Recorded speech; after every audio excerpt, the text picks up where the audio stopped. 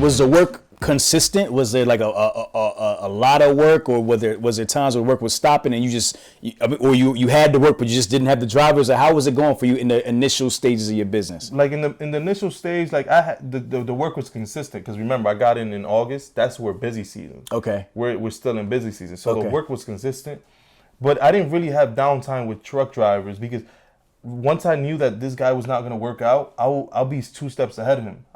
I knew that he was not gonna like be a long term. You know what I'm saying? Like you have what were some of the things that would let you know that? Like what were some of the indicators that let you know that this guy may not work out for a while? Oh, I don't want to do this load. That load's too far. So right away you're like, oh, this guy's not it. This is not the guy that is gonna lead my company to be more successful. You know what I'm saying? Right. So, you leave him there because you need him. At the end of the day, you need that guy. Right. Because you can't stop your truck. So I had to understand that. Like I can't stop my truck just because this guy he didn't want to do the work. So I'll leave him there until I get a replacement. Got you. All right. So we kind of left off. You had 2 trucks. Talk about how the company grows from there. Company grows from there. Said in 2 months I got my second truck. Second truck. 3 months later I got another one. Okay. So now the bank it's called rapid expansion. The bank is like, oh, now you want to get another truck? You got to put your money where your mouth is, right? You growing too fast. We don't believe you, right? So I said to my wife's still thinking I'm crazy. The bank asked me for $32,500, and I said, all our life savings, whatever these trucks made us in these 3 months, 5 months, we're gonna put it in, and we're gonna get the third one. Wow. So when I went there when I told that guy Doug, he's the sales rep for Kenworth. Right. Same guy. Yeah. I told him, all right, I'm gonna give you the $32,500. So I got my third truck, right? And then from there, it's like I proved to the bank already. Like I proved to them, like, yo, this guy is really about it. Yeah. He's really you're like you build a core with these banks. Right.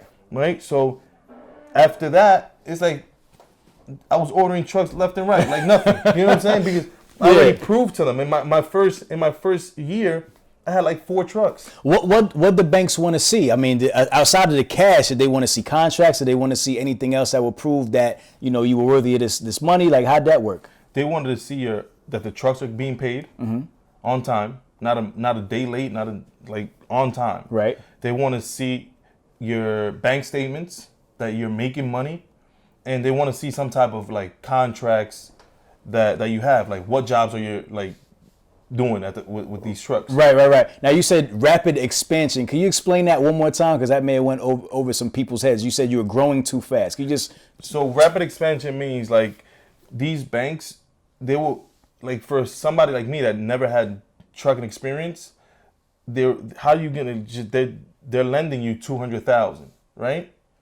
Okay, they'll take that risk, but once you keep growing, like in 2 months, another 200, and in another 2 months, another 200, the banks get scared, right? Because in reality, the banks don't really have much to do with these dump trucks. Right. Not everybody's here buying dump trucks. You know what I'm saying? So what they do, rapid expansion, they try to get you to a limit. So even if they lose, they don't lose 600,000, they lose 200. Right.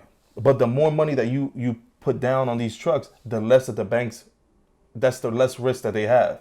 Gotcha. So that's what they call rapid expansion. So the faster you grow, you're gonna have to just put more down in order to cover that liability that you take on. Yeah, because what are banks gonna do with these dump trucks? They gotta resell them. Right. But at the end of the day, to find somebody that's willing to buy a truck for $200,000, it's not a lot of people. Right. Do the trucks depreciate? Yeah, you could depreciate them.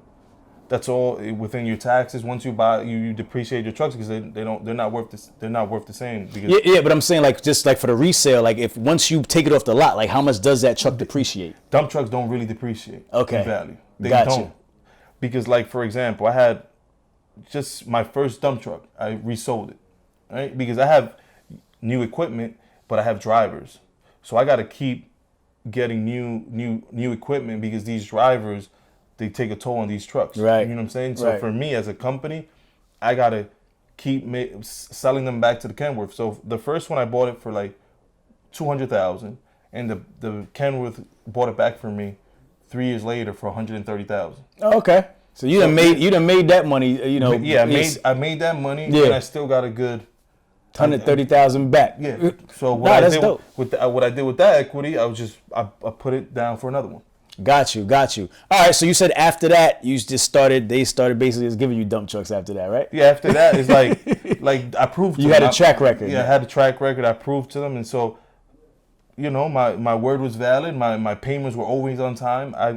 I pray to you, guy, right now. Like, I have 5 years in business. I've never had one late payment. Nice. And I own 10 trucks right now worth Nice. $200,000.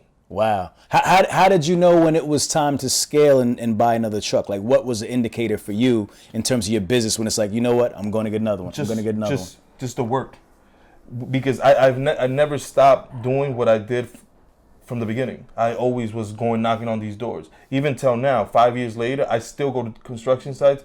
I still try to get new business. It's like real estate. I door knock on construction sites.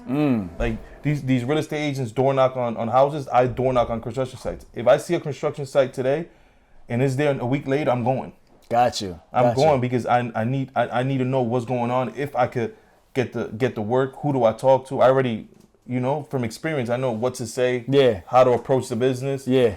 So even to this day, that's how I do business. I don't. How receptive are they to you, and what do you say? I mean, you're trying to get into this business. Like, what do you tell them? If they've never heard of your company before, like, what do you say to them? Well, now they heard of. Yeah. Right now, like, it's easier because now they know the company. Now they know you have a reputation. I have a reputation. But in reality, when I first started in year one, they didn't really know. Right. They took a risk. Right. You know what I'm saying? And it was they took their risk. But I was there to prove myself. Got you. I didn't let them down. Got you. Like, one of the biggest contracts, like the biggest people I do business with, was me just going to their job site. Okay. It was in Jersey City. They were there. It was PCG and Creamer Environmental, and I just randomly went there, and the vice president was there that day. Wow. So I walked in the office like, hey man, my name is Jairo Cruz. I just bought my first dump truck. I want to know if you guys can help me out with some work. And the guy was like, his name was Ryan. He was like, yo, it's your lucky day. The vice president's here. Let's see if he gives you 5 minutes of your time. Right. Of his time. Right. So he came out. Tom, his name is Tom. Tom came out. He was like, hey, what's up, buddy? I was like, man, I got my first dump truck and I need some work. He was like, write me a proposal. I was like, man, a proposal? So all right. He was like, I told him, all right, I'll write you a proposal. And I asked him, yo, he asked me, what are you charging? So I told him, yo, just pay me anything. For real. I said to him, pay me anything. I just want in. Yeah. He looked at me in my eye. He said, man, I don't need your money. I was like, all right, I'm gonna write you a proposal. But I asked him before I left, what are you paying? Yeah. He said, oh, I'm paying X amount of money. So I was like, all right. Left the job site, called wifey. Right. You got to write this proposal.